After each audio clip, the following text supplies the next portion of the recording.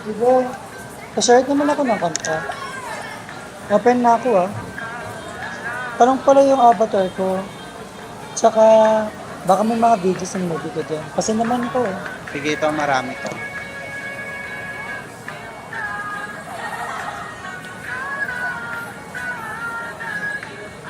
O nga pala, nag-practice tayo ng speech mamaya.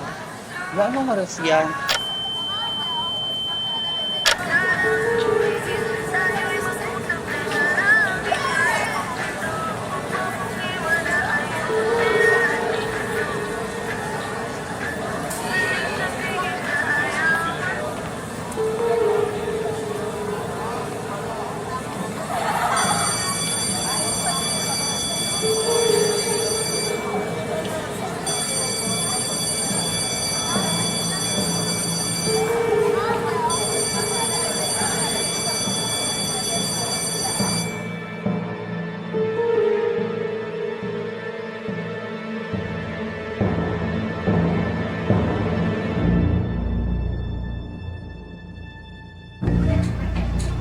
Man, ikaw na mag-lock ng pinto Sige, mauna ka na.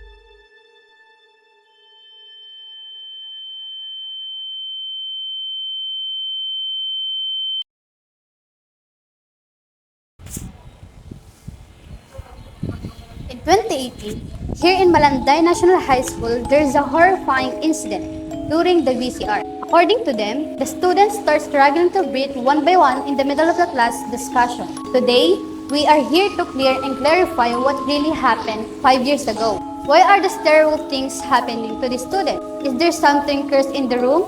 Or is it just coincidence? What are the chances that this encounter in a case of paranormal? Let's find out the whole story.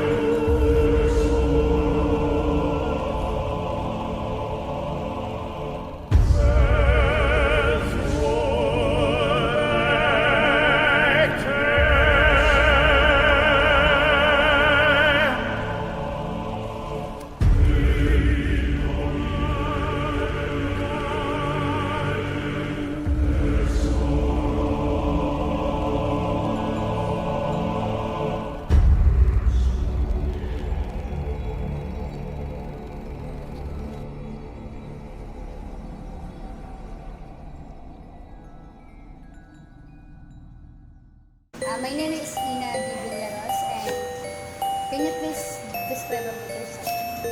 So, hi, I'm Vinny. I'm 19 years old. Pero nung nangyari yun, 15 years old ako. That was 5 years ago. Hintay. Yung mga kasama ko dito, nagka-classmate ko nila. Ako si Cardo Villanueva. Si Christian, ako yung president nung time na yun, grade 9. Hi, I'm Isabel. Kapareho nila, 15 years old. I heard you experienced some spirit encounter here in your school. What happened and where the story began? So basically, yung classroom kasi namin noong time na yon, hindi pa siya ganito. Bale, yung upuan niya pa, yung kahoy na merong desk, yung individual desk pa lang. Ayun, may armrest pa siya noon. Yung school namin napapalibutan siya ng mga puno. So parang yung vibes niya, yung atmosphere niya, maaliwalas talaga siya. Parang fresh, kaso mainit at some point. Tapos walang dumadaan na hangin. As in, kahit maraming puno sa paligid, walang hangin. Meron kaming teacher, yung advisor namin sa ESP ata yun. Yun siya yung merong nagpagawa na project na kailangan namin maglagay ng pictures of ourselves in the future sa likod ng classroom. Gawain, isusulat ha. Mag-print kayo ng sarili niyong picture, portrait. Tapos ilalagay niyo doon yung pangarap niyo paglaki. Papasok to next week. May tanong pa ba? Kung bakit uminit lang. Parang naging crowded kasi yung room. Kasi hindi lang dahil dun, siguro nakadagdag na rin dun yung sa pagdadala-dala namin ng speaker. Kasi halos lahat kami sa room, part kami ng Glee Club. So madalas kami sumasayaw, kumakanta. And every time na nagpa-practice kami, nagbe-bring kami ng sarili naming speaker. Siguro yung ingay din ng speaker. If yung, hindi ko lang sure kung nakakadagdag din siya na init. Yung noise pollution kumbaga.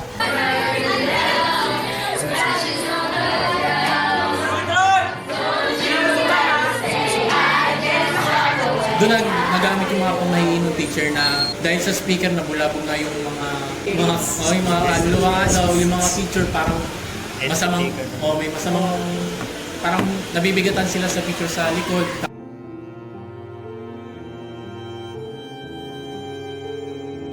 What are your reactions? Siyempre, parang ang weird kasi, di ba, parang in a series of room na magkakasunod, kami lang yung may ganong kalagayan. Walang kuryente, sobrang init, walang hangin. Kumbaga parang surrounded talaga kami ng bigat ng atmosphere. Ako, nasa likod kasi ako nakapwesto nun eh.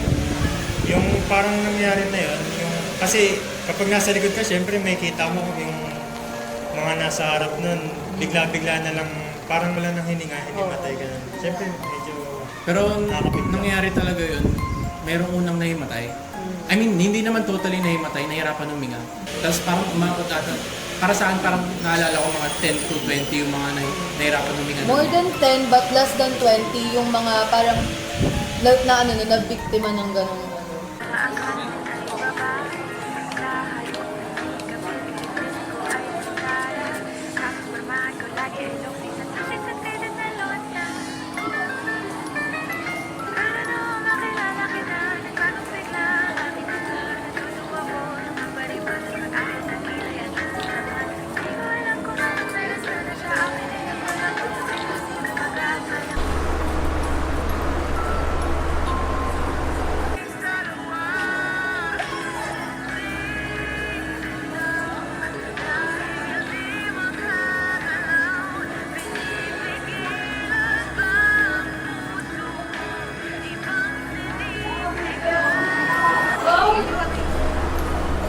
Yun nga, parang sobrang weird, tapos nakakatakot yung feeling.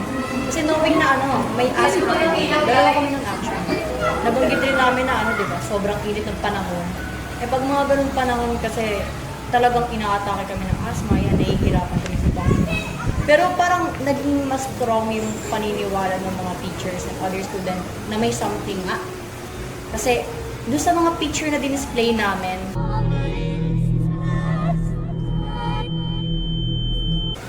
parang sunod-sunod yung tina-target niya. May nauna, tapos sumunod dito yung nasa second row. Parang itong column na to, nauna talaga sila.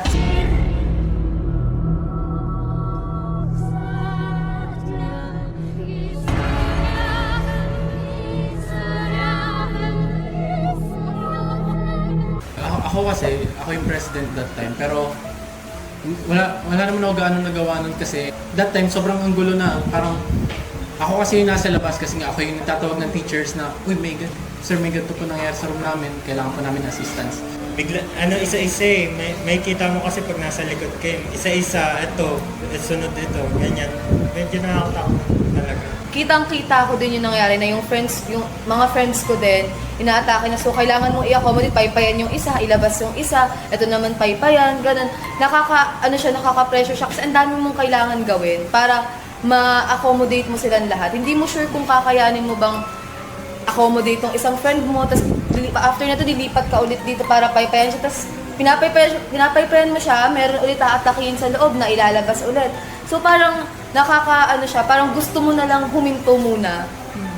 Parang gusto mo mag-pause muna kasi gusto mo na magpahinga, gusto mo munang i-check like totoo ba yung nangyayari. Kasi parang unreal talaga siya na after nung merong isa, sunod-sunod sila, tapos parang to the point na nako-cover na namin yung hallway. Yung isa, may parang feeling namin dun sa activity, parang may pattern siya na sinusunod kung sino na yung aatakihin. So parang, at saka ang weird niya kasi meron kami may mga hikain, pero sila yung hindi nahirapan huminga.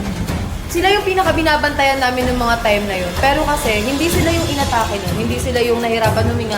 Yun yung mga unexpected persons na, like, hindi mo alam na aatakihin pala siya. Wala naman siyang hika, normal naman siya, pero maya-maya nakikita mo nahirapan na siya huminga. Sobrang pawis na siya, ganyan, tapos hindi niya nakalupay-pay na yung katawan niya. Kaya at some point, nakakatakot. Tapos yung panic pa na baka ako din, kasi di ba syempre kailangan magpaypay dito, lipat-lipat. Hindi tayo na-himatay kung grabe din tawag namin. Hindi kami nahimatay, hindi kami inatake, pero yung pagod, like parang damang-damang mo yung pagod kasi aligaga ka. Ganun yung feeling niya, ang weird na nakakatakot, na aligaga. Lahat ng nasa negative, wala lang yung galit, pero halos lalo nasa negative na naramdaman natin.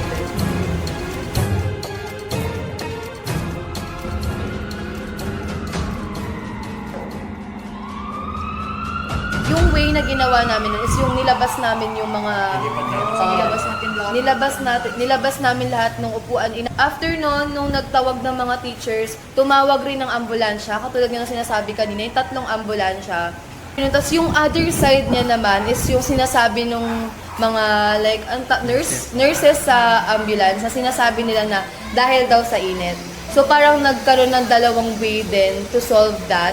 Yung isa, yung about sa pamahiin na side, yung nagkaroon na parang, hindi ko siya masabing ritual. Parang orasyon, something. Yung nagpaikot ng upuan, nagsindi ng kandila, nagsaboy ng asin. Totoo yan, as in ginawa talaga yun ng teacher namin. Kaya nila ginawa yan kasi yung teacher namin, meron daw nakakita na bata. Sa isang babae. Pero, ayun nga, may nakita sila, tapos parang doon nila kinunclude na may something dark na meron sa room namin na something spiritual. Bali, sinunod na lang namin yung payo na tuwing umaga magsindi ng kandila. Ayan. Yung sa magsindi ng kandila, as in everyday, di namin nakakalimutan na dapat magsindi ng kandila. Para kaming nag-cleanse. Alam mo yung nagkakaroon kami ng orasyon, na section lang namin yung naggumagawa.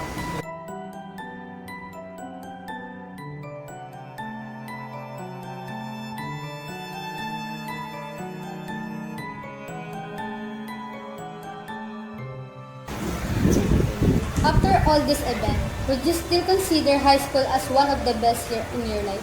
Oo naman. High school talaga. Personally ako kasi, yung, hindi lang naman yung nangyayari sa high school namin.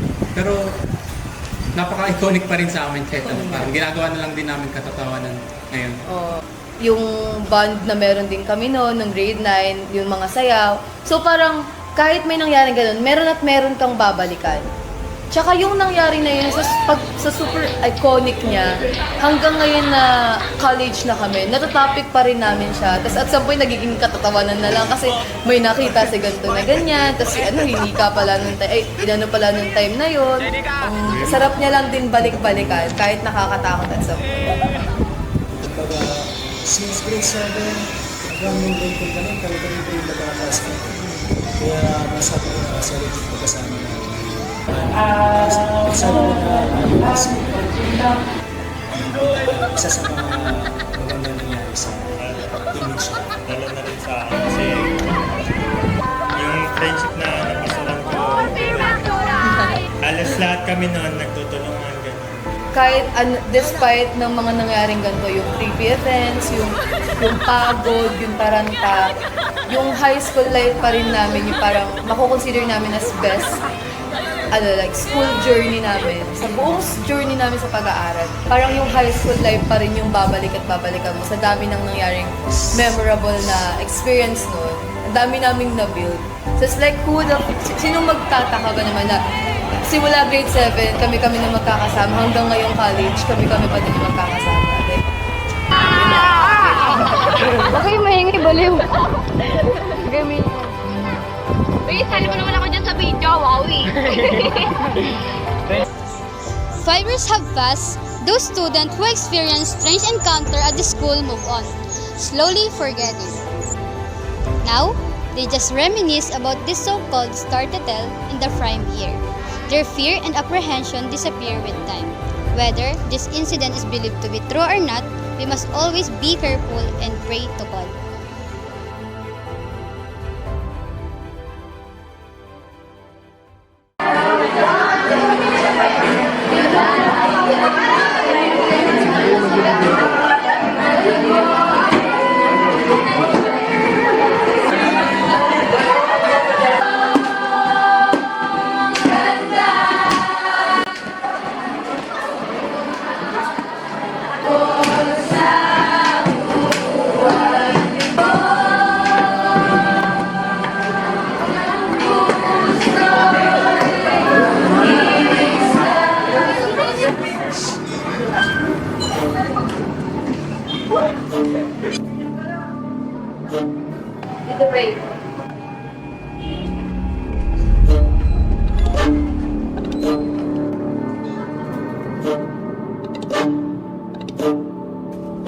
Classmates, are you ready to pray? Yes, we are. You are the word at the beginning, one with God, the Lord most high. Your hidden glory in creation, now revealed.